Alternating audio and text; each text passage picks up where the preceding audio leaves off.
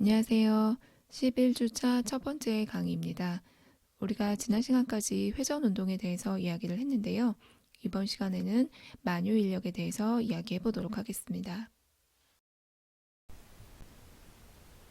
만유 인력 법칙은 대표적으로 다음과 같은 두 가지 현상을 보고 찾아낸 법칙이다 라고 보시면 되겠습니다. 첫 번째는 여러분들이 너무나 잘 알고 있는 지구에 이제 물체를 놓았을 때 이 물체가 저절로 떨어지게 되는 것. 이게 가장 대표적인 현상이고요. 그다음에 이것과 굉장히 또 어떻게 보면 달라 보일 수 있지만 같은 원인을 가지고 있는 행성의 운동입니다. 사실 우리는 이 행성의 운동에 초점을 맞춰서 이야기를 해볼 텐데요. 예를 들면 지구 주위에 달이 계속해서 돌고 있는 것, 이것을 보고 우리가 입자들 사이에는 서로 끌어당기는 인력이 작용하고 있구나 라는 것을 알게 되었고, 이것을 하나의 법칙으로 만들어낸 것이 바로 만유인력의 법칙이다 라고 보시면 되겠습니다. 자, 만유인력 법칙은 그래서 질량을 가진 두 물체 사이에 작용하는 힘을 설명해 준다 라고 모형화를 시킬 수 있겠습니다. 그래서 지구 물체라든지 또는 행성과 행성 간의 어떤 운동을 다음과 같이 질량을 가진 두 입자로 모형화를 해보면 M1, M2라는 두 가지 이제 두 개의 입자가 있습니다. 이때 이 두 입자가 예를 들어 R만큼 떨어져 있다라고 가정을 해보면 지구 물체라든가 행성 간의 운동을 설명을 하려면 바로 이 두 물체 사이에 인력이 작용해야 하고, 그리고 우리가 그 인력을 만유 인력이라고 부르겠다라는 것입니다.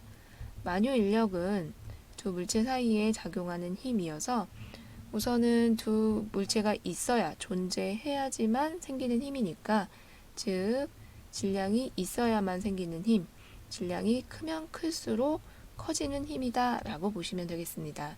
따라서 질량과는 비례 관계를 가지고요. 그리고 멀어지면 멀어질수록, 그래서 저 멀리 있는 행성이 가까이 있는 행성보다 영향력이 적어질 거다라는 것을 우리가 알 수 있을 테니까, 거리가 멀어지면 멀어질수록 힘은 약해지더라 라는 사실을 알게 되었습니다. 물론 현상을 보고 우리가 이 수식을 찾아낸 거다라고 보시면 되겠죠. 또한 이 식을 비례 관계식으로 만들어 주기 위해서는 상수가 필요한데 우리가 그걸 라지 G라고 쓰고 만유 인력 상수라고 부르게 됩니다. 그 다음에 M1, M2 사이에 작용하는 힘은 서로 당기는 힘이기 때문에 당기는 힘이라는 걸 부호를 마이너스를 써서 인력임을 나타내 줍니다. 부호 마이너스의 의미는 바로 인력이다 라고 기억해 주시면 되겠고, 힘은 방향성이 존재하죠. 어느 방향이냐 라고 하면 두 물체를 연결한 벡터다 라고 보시면 되겠네요. 그래서 뒷부분에 두 물체를 연결한 방향으로의 단위 벡터라고 표현을 해주면 되겠습니다. 지금 쓴 이 식이 바로 만유인력 법칙을 일반화시켜서 써본 식이다 라고 보시면 되겠는데요. 이때 우리가 벡터로 표현을 했지만 인력이라는 걸 나타낼 때 마이너스를 쓰기로 약속했다라는 거 기억을 해두시면 되겠습니다. 자, 예를 들어서 한번 해볼 텐데, 만유인력 법칙은 우선 두 물체 사이에 작용하는 힘이지만 한 물체에 작용하는 힘을 먼저 따로따로 식을 써볼 수가 있습니다. 첫 번째 해볼 거는 입자 1이 입자 2에 작용하는 힘을 한번 계산해 보려고 합니다. 이때 누가 누구에게 작용하는가 라는 게 중요하겠죠. 그래서 입자 1이 입자 2에 작용하는 힘을 제가 F1E라고 표현을 해보고, 이걸 그림을 그려서 표현을 해보면 대상은 지금 입자 1이 입자 2에 작용을 했으니까 이 힘을 받는 주체는 누구냐면 바로 입자 2가 되겠죠. 그림으로 표현해보면 F1E는 당겨야 되니까 이런 식으로 표현해 주시면 되겠습니다. 첨자의 순서는 이제 본인이 정하기 나름인데 우선은 입자 1이 작용 2를 당겼다라는 의미로 1, 2 이렇게 쓰게 되었다라고 보시면 되겠습니다. 자, 그럼 저 초록색 벡터를 우리가 표현을 해볼 텐데 크기는 우선 만유 인력이니까 G R 제곱분의 M1, M2 이렇게 똑같이 표현을 해주시면 되고요. 그리고 단위 벡터 R, 1, 2 이렇게 나타내 주시면 됩니다. 이때 주의할 점은 이 R, 1, 2라는 애가 어느 방향이냐라는 게 중요한데요. 우리가 R, 1, 2라는 것은 입자 1에서 입자 2로 향하는 단위 벡터라고 보시면 되겠습니다. 왜 이렇게 하느냐 물으신다고 하면 이제 인력을 마이너스로 나타내기 위해서다 라고 보시면 되겠고요. 왜 굳이 그런 마이너스로 나타내느냐, 나중에 이제 물리에서 청력을 사용하게 되는데 전자기하에서도 우리가 그 청력을 플러스로 두고 문제를 풀게 되기 때문에 인력을 마이너스, 청력을 플러스 뭐 이렇게 약속을 했다라고 보시면 되겠습니다. 따라서 R12 단위 벡터는 F12 방향과 같으면 좋겠지만 같게 두지 않았고 이렇게 입자 1에서 2로 향하는 방향 그리고 크기는 없는 R12를 이 방향으로 정했다라고 생각하시면 되겠습니다. 그래서 서로 방향이 반대니까 마이너스를 붙였다라고 생각하시면 되고 그럼 저긴 플러스로 하면 될 것을 이런 생각이 든다면 나중에 다른 종류의 힘을 배울 때 플러스가 필요하기 때문에 인력을 마이너스로 약속했다라고 그 정도로만 생각을 해주시면 되겠습니다. 자, 그러면 반대 상황도 살펴볼 텐데요. 입자 2가 입자 1에 작용하는 힘도 한번 계산해 보도록 하겠습니다. 입자 2가 입자 1을 당겼으니까 그림으로 표현을 해보면 빨간색으로 표시된 이 방향이 되겠죠. 그 다음에 크기를 써보면 G, R 제곱분의 M1, M2 그래서 크기는 똑같겠죠. 거리가 똑같고 질량이 같으니까 같은 크기를 써주시면 되고 이번엔 단위 벡터를 어떻게 표현해 줄 거냐면 입자 2에서 입자 1로 향하는 단위 벡터 라고 표현해 주시면 되고 그림으로 나타내 보면 입자 2에서 입자 1로 향하는 단위 벡터 R, 2, 1 이렇게 표현했다 라고 생각하시면 되겠습니다. 따라서 서로 방향이 반대이기 때문에 마이너스를 붙여서 인력임을 나타내 주었다 라고 보시면 되겠습니다. 자, 그럼 이번에는 간단하게 숫자를 넣어서 예를 들어 볼 텐데요. 우선은 질량을 그냥 좀 계산을 쉽게 하기 위해서 둘 다 1kg이라는 표준 단위를 써서 1kg의 질량이 있더라 라고 가정을 해보겠습니다. 자, 그리고 필요한 것은 거리겠죠. 둘 사이의 거리도 그냥 표준 단위인 1m 이렇게 떨어져 있을 때 우리가 만유인력은 어느 정도 되겠느냐 라고 생각을 해볼 건데요. 우선 이걸 계산하려면 만유인력 상수가 필요하겠죠. 만유인력 상수는 6.674 곱하기 10의 마이너스 11승 이렇게 주어지는데요. 뭐 이런 건 굳이 외울 필요는 없습니다. 문제에서 다 주어질 테니까 한 번 정도만 봐두시면 되겠습니다. 6.674 곱하기 10의 마이너스 11승이고요.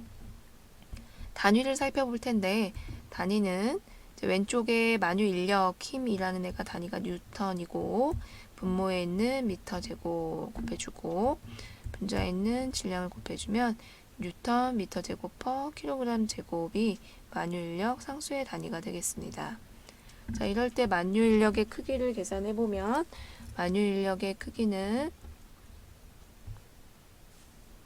대략 6.67 곱하기 10의 마이너스 11승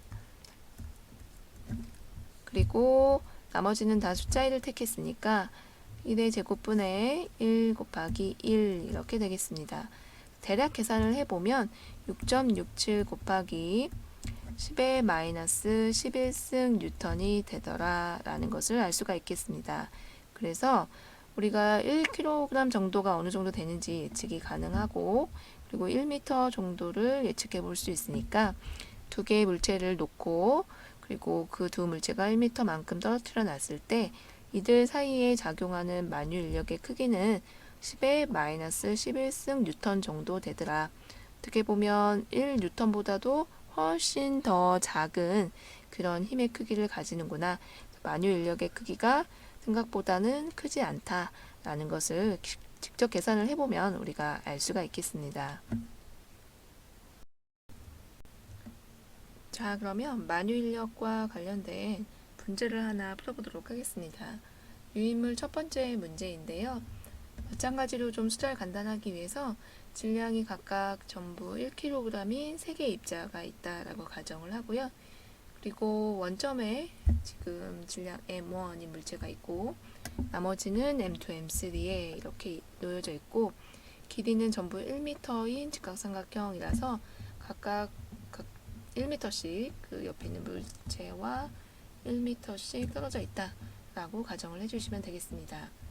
자, 이럴 때 우리가 원점에 있는 입자에 작용하는 만유 인력을 구하여라 라고 했으니까, 이 문제는 여러 가지 힘들 중에서 1번 입자가 받는 힘을 구하여라 라는 문제가 되겠습니다. 자, 그럼 1번 입자에 영향을 주는 또 다른 입자는 무엇이냐 라고 생각을 해보면, 바로 2번 입자가 1번 입자에 영향을 줄 것이고, 다음에 3번 입자가 또 1번 입자에 영향을 줄 테니까, 이런 식으로 양쪽에 있는 2번과 3번 입자에 의해서 받는 인력을 계산해야지 라고 생각하시면 됩니다. 또한 R자 힘이라고 표현을 해도 되고, 그리고 힘의 합력이라고 생각을 하셔도 되겠죠. 우리가 어떤 입자가 받는 힘이 여러 개가 있으면 그 여러 개의 힘을 다 더해주면 그것이 R자입니다 라고, 그리고 더할 때는 벡터여서 방향성을 잘 고려해서 더해야 된다라는 거 기억하시면 되겠습니다. 자, 그러면 F21은 어떤 방향인가 한번 지금 여기 좌표에 나타내 보면, 2번 입자가 1번 입자를 당겨야 하니까 이쪽 방향이 되겠네요. 자, 그래서 이게 초록색으로 표현한 게 F21 이렇게 될 거고, 또 마찬가지로 3번 입자도 1번 입자를 당겨야 하니까 당기는 방향으로 표현해 주시면 되겠죠. 그래서 빨간색으로 표현을 해보면 F31 이렇게 나타내 주시면 되겠네요. 자, 그러면 계산을 해볼 텐데, 먼저 F21부터 계산해 보면 크기는 G 곱하기, 그리고 R12, 1번과 2번 입자 사이의 거리의 제곱, M1, M2 이렇게 써주시면 되고, 방향은 초록색 벡터이니까 Y 방향을 향하고 있죠. 우리는 그림을 그려서 지금 F21이 Y 방향이다 라는 것을 알고 있으니까 방향성을 벡터로 모두 표현할 수 있게 되었다 라고 보시면 되겠습니다.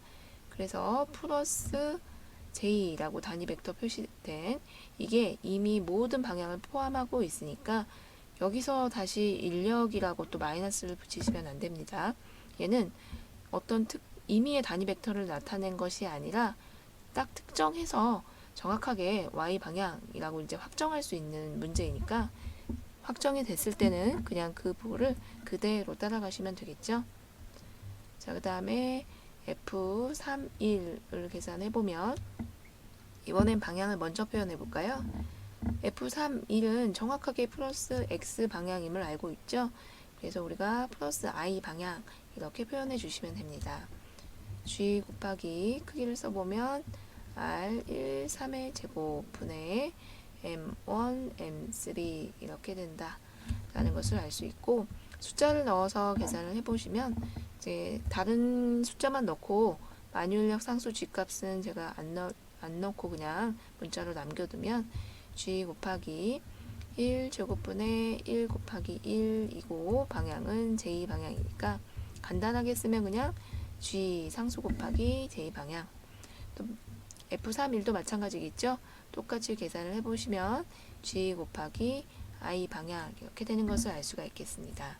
따라서 F1이라는 1번 입자가 받는 모든 힘은 두 개를 더해주면 되죠. G, X축을 먼저 쓰면 I 플러스 J, 크기는 G, 그리고 방향은 I 플러스 J 방향이다. 단위는 전부 표준 단위를 썼으니까 뉴턴이다. 이런 식으로 만유인력을, 그리고 여러 개의 입자가 있을 때에 만유인력은 다 더해서 계산을 해주시면 되겠습니다.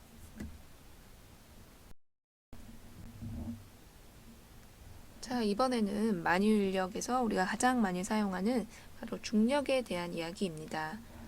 만유인력 법칙을 우리가 특정 상황에서, 그 특정 상황이라는 게 뭐냐면 지표면 근처에서, 그리고 질량이 m인 입자가 있을 때 이 입자가 지구와의 영향에서, 즉 지구가 작용한 이 입자에 작용하는 힘의 크기를 나타낸 것을 중력이라고 표현을 했었죠. 이 부분에 대해서 좀 자세히 이야기를 해보면, 자, 어딘가에 이제 지구 바로 위에 근처에 지표면에 질량이 m인 물체가 있다라고 가정을 해볼 텐데요. 이때 이 지구가 질량이 m인 물체에 만유인력을 작용할 텐데, 당길 텐데 그 힘의 크기를 나타내 보면 G 곱하기, 그리고 지구와 질량이 m인 물체 사이의 거리가 그냥 스몰 r이라고 하면 G r 제곱분의, 그리고 m 물체의 질량, 지구의 질량, 이렇게 해준 것이 만유인력의 크기가 되겠습니다. 이때 지구는 또 다른 하나의 입자로 취급을 할 테니까 m이 그리고 물체의 질량 m, 이 둘이 지금 r만큼 떨어져 있다. 이런 식으로 모형화 시켜주시면 되겠죠. 우리가 역학 문제를 풀 때, 병신운동 문제를 풀 때 항상 어떤 크기를 가지든 점 취급을 하기로 했었죠. 지구도 마찬가지입니다. 이렇게 모형화를 시켜서 만유인력 크기를 써보면 G R 제곱분의 스몰 m, 그 지구의 질량, 이렇게 될 텐데요. 이 중에서도 만유인력 상수에 해당되는 G값, 그 다음에 여기 지구의 질량값, 그리고 만약에 지표면 근처에 있다라고 하면 이 스몰 r이 거의 지구의 질량과 같은 값을 가질 테니까 지표면 근처면 지구의 그 반지름의 크기와 비교를 했을 때 지표면에서부터 떨어진 높이가 지구의 반지름보다 훨씬 작을 테니까 이 스몰 r은 거의 지구의 반지름으로 취급을 할 수가 있겠죠. 어쨌든 그렇게 해서 지금 이렇게 파란색으로 표시된 라지 G, 스몰 r, 지구의 질량 라지 m, 이 부분은 상수 취급을 할 수 있겠습니다. 그래서 수식을 좀 간단하게 바꿔보면 대상이 되는 스몰 m 곱하기 나머지 상수들, 이렇게 해서 mg라고 쓸 수 있고, 이때 이 g값은 f는 ma니까 가속도에 해당이 되겠죠. 그래서 우리가 이 스몰 g를 중력 가속도라고 부릅니다. 또한 지구에 물체를 놓았을 때, 질량이 m인 물체를 놓았을 때 이때 이 물체가 받는 힘이 될 테니까 이 힘을 우리가 mg를 중력이라고 부른다 라는 것이, 그리고 이 중력은 곧 이 물체의 무게가 되니까 무게라고 표현할 수도 있는 이 스몰 mg, 이 부분을 우리가 중력 또는 무게, 그리고 중력 가속도 g를 포함해서 만유인력 법칙의 한 예다 라고 생각을 해주시면 되겠습니다. 자, 그러면 중력 가속도 스몰 g는 무엇이냐 라고 보면 라지 g 곱하기 r 제곱분의 지구의 질량 m2 이렇게 나타낼 수 있는데요. 이때 스몰 r이 정확하게 표현을 해주면 라지 g 곱하기 지구의 질량, 지구의 반지름 플러스 지표면에서 물체가 있는 곳까지의 높이 제곱분의 지구의 질량, 이렇게 될 테니까 지구의 반지름이 매우 커서 이 스몰 r이 거의 지구의 반지름과 일치한다 라고 하면 중력 가속도 스몰 g 값은 9.8 정도가 된다 라는 것이 알려져 있습니다. 그리고 우리는 이걸 이용해서 많은 문제를 풀어왔었죠. 이때 스몰 r은 거의 지구의 반지름으로 근사해서 문제를 해결해 주시면 되겠습니다. 우리는 이걸 이용해서 그동안 많은 문제를 풀었는데요.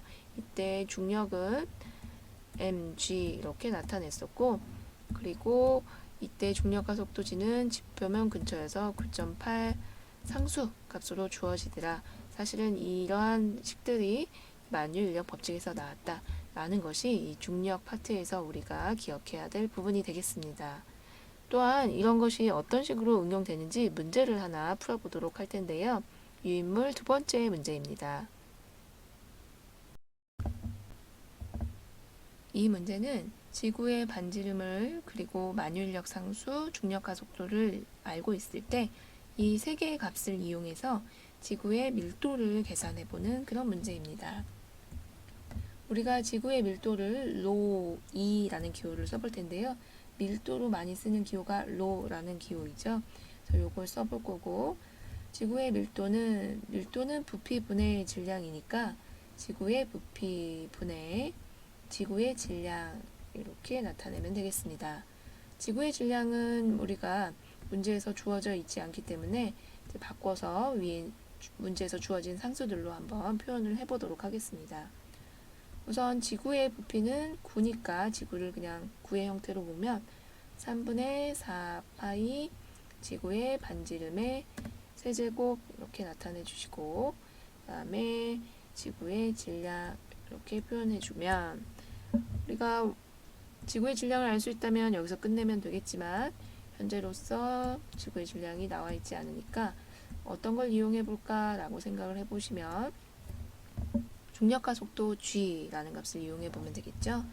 앞서 우리가 중력과 속도 g 값은 만유인력 법칙에 의해서 라지 g 분의 g 곱하기 그리고 r 제곱분의 m 이 지구의 질량이라는 것을 알 수 있었기 때문에 이걸 이용해 보도록 하겠습니다.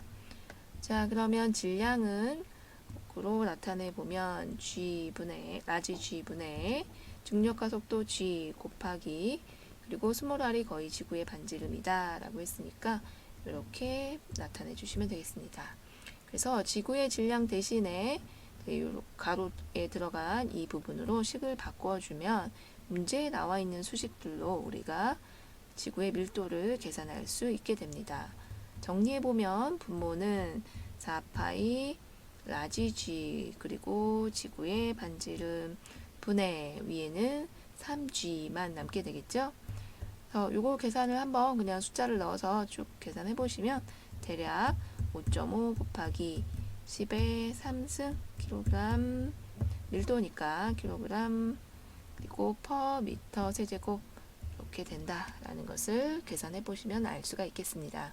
그때 우리가 사용했던 이 문제에서 주요하게 사용하고자 하는 수식은 바로 중력과 속도 스몰 g 값이 라지 g 곱하기 r 제곱분의 me라는 것, 이게 이 문제에서 주요하게 사용된 수식이 되겠습니다.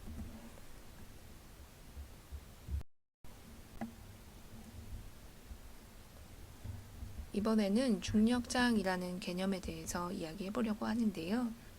이 개념은 다음과 같은 질문에서 시작이 되었습니다. 서로 떨어져 있는 물체가 있는데 이 두 물체 사이에 지금 인력이 작용한다라는 게 만유인력 법칙인데, 그렇다면 이 두 물체가 서로 접촉하지도 않았는데, 즉 만나지도 않았는데 어떻게 해서 서로에게 힘을 가하게 된 걸까? 이게 과연 이러한 설명이 가능한 걸까? 라는 질문에서 시작을 하게 됩니다.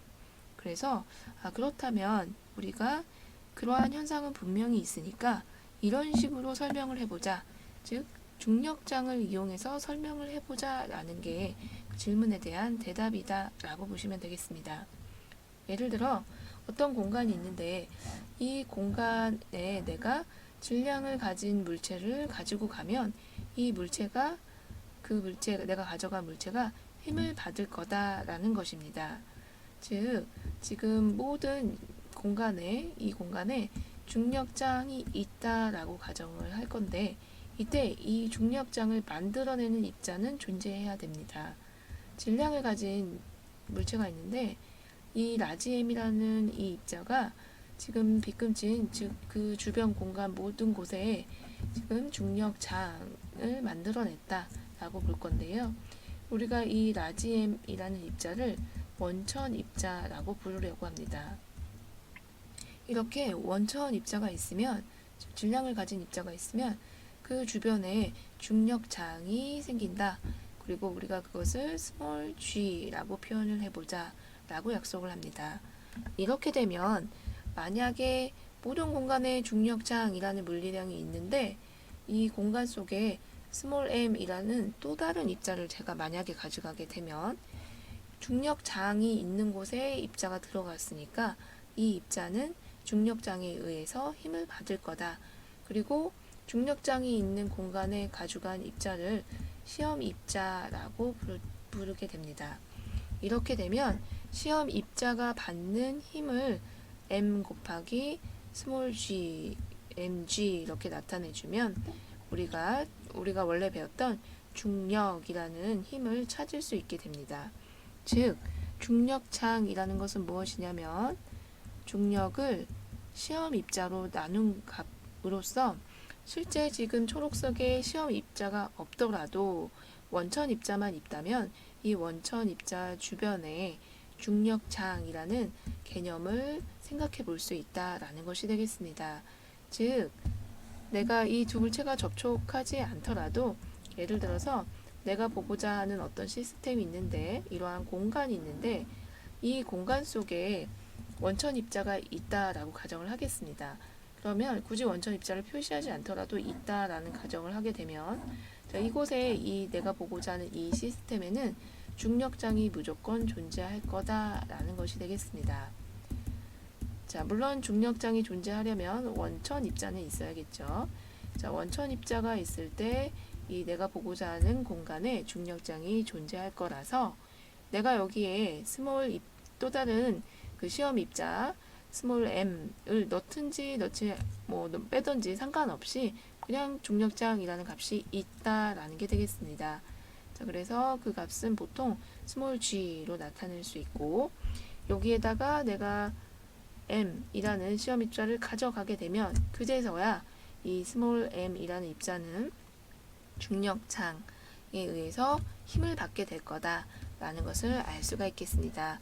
그리고 그 힘 F를 mg라고 표현을 할 거라서 우리가 중력장의 개념을 도입을 하게 되면 굳이 입자가 두 개가 아니더라도 그러니까 접촉 여부와 관계없이 우리가 지금 일어나고 있는 현상들을 똑같이 즉 지금 일어나는 현상을 설명하려면 F는 mg라는 식이 필요한데 그것과 똑같이 만약에 시험 입자가 들어가게 되면 그 입자가 받는 힘이 mg로 표현이 될 테니까 중력장만 있으면 굳이 접촉이 없어도 두 물체 사이에 작용하는 힘을 설명할 수 있을 거다 라고 해서 도입된 개념이 바로 장이라는 개념이다 라고 생각하시면 되겠습니다. 우리가 역학을 배울 때, 즉 만유인력 법칙을 배울 때는 중력장을 별로 쓰지 않는데요. 사실 이 개념은 나중에 전자기학을 배울 때 전기장이라는 개념과 아주 밀접한 연관이 있습니다. 우리가 전기장이라는 단어를 배울 때 사실 이 부분이 굉장히 어렵고 이해가 잘 안 되는데 그때 이제 중력장하고 비교를 하면서 개념을 좀 잡아가면 많이 도움이 될 수가 있습니다. 그래서 중력장은 이제 나중을 위해서 이렇게 내가 접촉하지 않을 때 어떤 식으로 존재하고 있는 이러한 힘의 개념을 설명할 것인가 한번 고민을 해보시면 좋을 것 같습니다.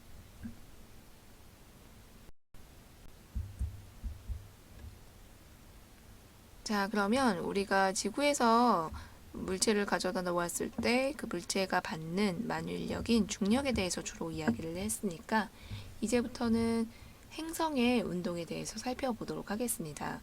만유인력 법칙의 또 다른 현상이 바로 이 케플러 법칙, 즉 행성의 운동인데요. 우리 주변에 있는 행성들이 운동을 할 때는 다음과 같은 세 가지 법칙을 만족하면서 움직이더라 라는 내용입니다. 그 중에 첫 번째 법칙이 바로 타원 궤도에 관련된 이야기인데요. 모든 행성들은 태양을 한 초점으로 하는 타원 궤도를 따라서 운동한다 라는 내용입니다. 우리가 케플러의 제1법칙 그리고 나머지 행성 운동을 좀 이야기하려면 우선은 타원 궤도에 대한 용어를 같이 이해할 필요가 있겠는데요. 또 잘 아는 학생들도 있지만 또 저하고 용어를 좀 일치시키기 위해서 간략하게 먼저 이야기를 해보도록 하겠습니다. 예를 들어서 타원이 하나 있다라고 둘 건데요. 이렇게 제가 X축, Y축에다가 타원을 하나 그려보도록 하겠습니다. 자, 이런 타원이 있을 때 보통의 타원들은 초점을 두 개 가지게 되는데요. 초점이 이쪽에 하나, 이쪽에 하나 이렇게 있고 그 초점을 제가 F1, F2라고 불러보도록 하겠습니다. 자, 이때 그 케플러의 제1 법칙에 의하면 모든 행성들은 태양을 한 초점으로 하는 타원 궤도라고 했으니까 예를 들어서 어느 한쪽이 태양이 된다라는 말이 되겠죠. 그리고 태양 주변을 행성이 이제 회전 운동을 하고 있다라는 게 되겠습니다. 이게 케플러의 제1법칙이 될 텐데요. 우리가 여기서 논해볼 것은 우선 타원에 대한 용어입니다. 초점은 이야기를 했고, 그 다음에 타원은 긴 쪽 반지름이 있고 짧은 쪽 반지름이 있죠. 원과는 다르게 반지름이 계속 똑같지가 않기 때문에 제일 긴 쪽 반지름을 보통 A라는 기호를 많이 쓰게 되는데요. 이때 A는 긴 반지름, 장반지름 이렇게 하셔도 되고, 그 다음에 짧은 쪽 반지름이 존재하게 됩니다. 그래서 짧은 쪽 반지름을 스몰 b로 두도록 하겠습니다. 그래서 b는 짧은 반지름, 단반지름 이렇게 놓기도 하죠. 자, 그 다음에 중심이 있는데 이 타원의 중심에서 초점까지의 거리가 존재하겠죠. 그래서 양쪽 초점까지의 거리는 똑같은데 그 거리를 c라고 두게 되면 이때 긴 반지름의 제곱은 짧은 반지름의 제곱 플러스 초점까지의 거리의 제곱과 같더라 라는 게 이 식을 만족하는 것이 바로 타원 궤도의 모습입니다. 또한 타원의 경우에는 이심률이라는 이 A, B, 그러니까 반지름들 사이에 비례 관계식을 이용한 이심률을 정의 내려볼 수가 있는데요. 타원의 이심률은 기호로서는 스몰 e로 나타내기로 약속을 했고요. 스몰 e는 긴 반지름분의 다음에 초점까지의 거리인 c 이렇게 두기로 했습니다. 그래서 어떤 타원이 있을 때 타원의 이심률을 구하여라 라고 하면 a분의 c를 이용해서 계산해 주시면 되고요. 원의 경우에는 초점이라는 게 존재하지 않죠. 그래서 2는 0, 이 바로 원의 모습이다 라고 보시면 되겠고요. 그 다음에 이 값이 만약에 0보다 크고 1보다 작다 라고 하면 그게 바로 타원이 되겠습니다. 긴 반지름보다 C라는 그 초점까지의 거리가 더 짧으니까 스몰 e라는 이심률 값이 1보다 작은 값을 가지죠. 그때의 궤도가 바로 타원 궤도라고 불러주시면 되겠고요. 만약에 스몰 e 이심률이 1이다 라고 하면 포물선, 1보다 크다 라고 하면 쌍곡선이 됩니다. 자, 우리가 여기서는 타원 궤도를 중점적으로 이야기하고 있으니까 여러분들이 문제를 풀기 위해서 몇 가지 용어 정도만 기억을 해두시면 되겠습니다. 한 가지 더, 어차피 우리가 행성의 운동을 논하고 있으니까 행성에 대한 이야기를 조금만 더 해보면, 지금 제가 파란색으로 행성을 표시를 했는데요. 이 행성이 타원 궤도를 돌고 있을 때 만약에 행성이 이 첫 번째 지점에 와 있다라고 가정을 해보면 1번이라는 것은 태양에서 가장 멀리 있을 때 지점이라고 보시면 되겠습니다. 얼마나 멀리 있냐면 A 플러스 C만큼 떨어져 있는 상황이죠. 가장 멀리 있을 때여서 이걸 우리가 원일점이라고 부릅니다. 태양에서 행성이 가장 멀리 떨어져 있을 때. 그 다음에 그러면 언제 가장 가깝냐라고 하면 반대편이 되겠죠. 지금 제 그림에선 만약에 예를 들어 이걸 2번 지점이라고 하면 2번 지점이 태양과 행성 사이의 거리가 가장 가까운 지점이 되겠습니다. 2번 지점에서 태양과 행성 사이의 거리는 긴 반지름에서 C를 빼준 값이 될 거고, 우리가 이러한 지점을 또 근일점이라고 부르기도 합니다. 이 정도로 몇 가지 용어만 좀 기억을 해두시면 공부할 때 좀 도움이 될 것 같습니다. 또한 제가 행성들의 운동을 대표적으로 두 가지 유형을 지금 그림으로 표현을 해 놓았는데요. 지금 첫 번째 그림은 뭐냐면 수성 궤도를 그려놓은 그림입니다. 수성은 여러 행성들 중에서 태양계 행성 중에서 20률이 가장 큰 그런 행성입니다. 20률의 값이 얼마냐면 20률이 0.21 정도 되는 값으로 굉장히 큰데도 불구하고 거의 0에 가까운 거의 원의 형태다라고 볼 수 있겠죠. 완전히 원은 아니지만 거의 원의 형태다라고 보시면 되겠습니다. 그래서 수성 같은 행성들이 운동하는 모습은 내가 수학적으로 문제를 좀 더 편리하게 풀기 위해서 원으로 근사를 해놓고 문제를 풀어도 굉장히 실제 현상과 잘 맞을 수 있다라는 것을 그림을 통해서 쉽게 찾아볼 수가 있겠죠. 그 다음에 옆에 있는 그림은 바로 헨리 해성을 그려놓은 건데요. 헨리 해성은 대표적으로 굉장히 타원형 궤도를 돌고 있는 그런 해성이다라고 보시면 되겠습니다. 헨리 해성의 20률은 0.97 정도 된다고 합니다. 이 정도 크기가 되면 이제 지금 그림에서 보는 것처럼 굉장히 타원형 궤도를 돈다라고 보시면 되겠습니다. 이렇게 해서 우리가 케플러 제1법칙 행성의 타원 궤도 모습을 좀 살펴보았는데요. 이 법칙과 3법칙은 우리가 넓이와 그 다음에 주기와 관련된 개념입니다. 이 부분은 다음 시간에 이어서 계속 해보도록 하겠습니다. 첫 번째 강의는 여기서 마치도록 하겠습니다. 수고하셨습니다.